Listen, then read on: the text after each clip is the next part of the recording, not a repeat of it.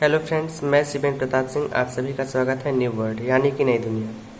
नई दुनिया में मैं आप सभी का बहुत बहुत स्वागत करता हूं। आज से हम लोग पढ़ना शुरू करेंगे हिस्ट्री के बारे में। हिस्ट्री जो है हमारा इतिहास या 3 भागों में डिवाइडेड है। प्राचीन, आधुनिक और प्राचीन, मध्य और आधुनिक में यह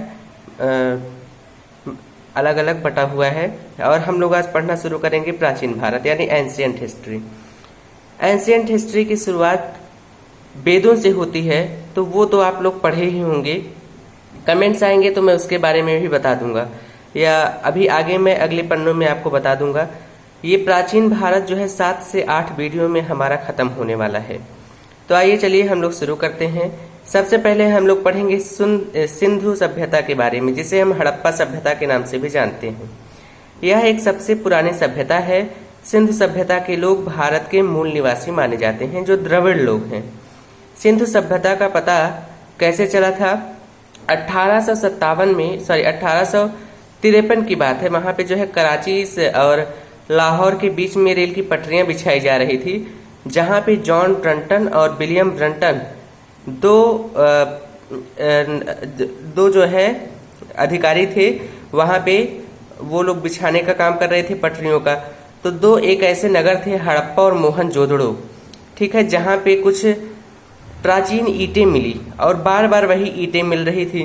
तो आसपास के गांव में इन लोगों ने पूछा तो पता चला, उन लोगों ने बताया आज गांव वालों ने कि इन्हीं ईंटों से जो है पूरे गांव का घर बना है। तो उन लोगों को शक होता है यहाँ पे जरूर कोई ना कोई पुरानी छुपी हुई सभ्यता है। उसके बारे में ये लोग खोज करते हैं।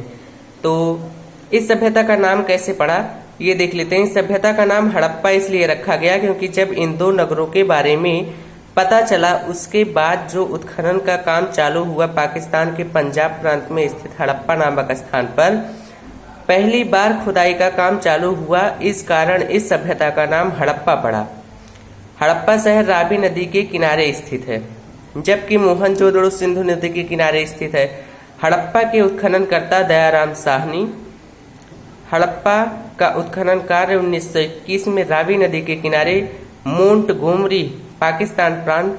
साक्ष्य क्या क्या थे? मुहरे मिली थी, श्रृंगी पशु, तांबे की जो है झिग्गा गाड़ी मिली थी। मोहनजोदड़ो के उत्खननकर्ता राखालदास बनर्जी हैं। ये उत्खनन कार्य वर्ष 1922 में सिंधु नदी के किनारे लरकाना, पाकिस्तान प्रांत में यह मिला था। और साक्ष्य क्या है जो वो साक्ष्य मिले थे, आइए देख लेते हैं।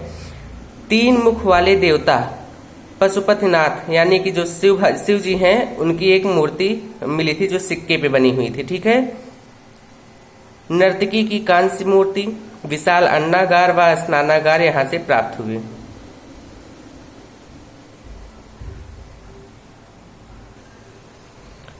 उत्खनन के फलस्वरूप बहुत सी जानकारियां प्राप्त हुई, जिससे इस सभ्यता के बारे में अनुमान लगाया गया।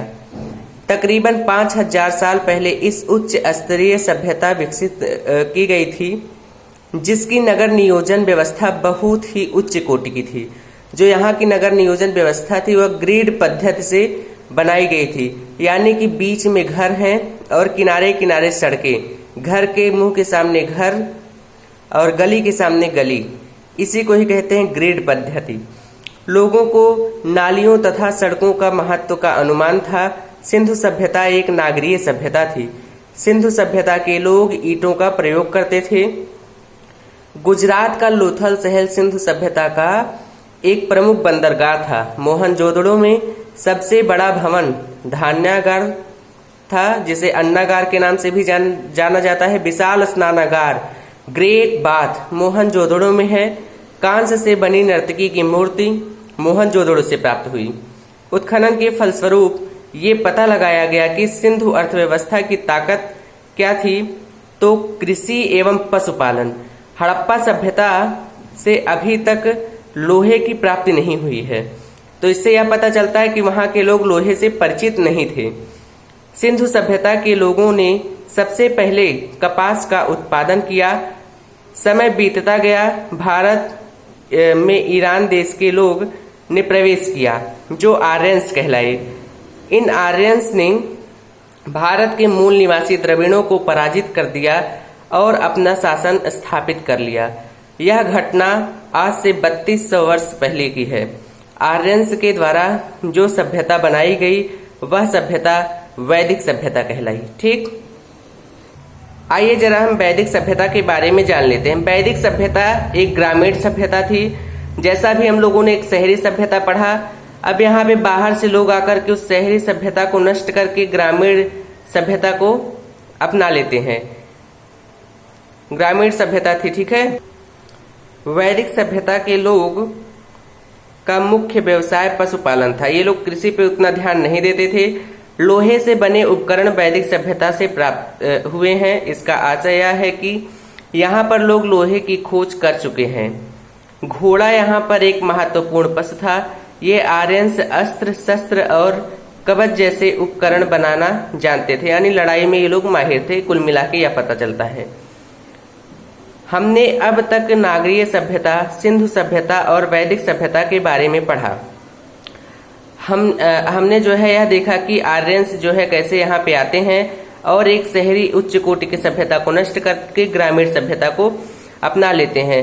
और अब फिर से हम धीरे धीरे एक नागरिक सभ्यता की तरफ बढ़ेंगे। इसी तरह भारत में जो है 16 महाजनपदों, भारत को 16 महाजनपदों में बांट दिया गया है। ये आज का भारत नहीं, आज का बांग्लादेश, पाकिस्तान, अफगानिस्तान, म्यांमार और नेपाल भी जो है भारत का ही एक हिस्सा था। यह एक बहुत बड़ा साम्राज्य था जो कि 16 अंग में बटा हुआ था। आइए देख लेते हैं।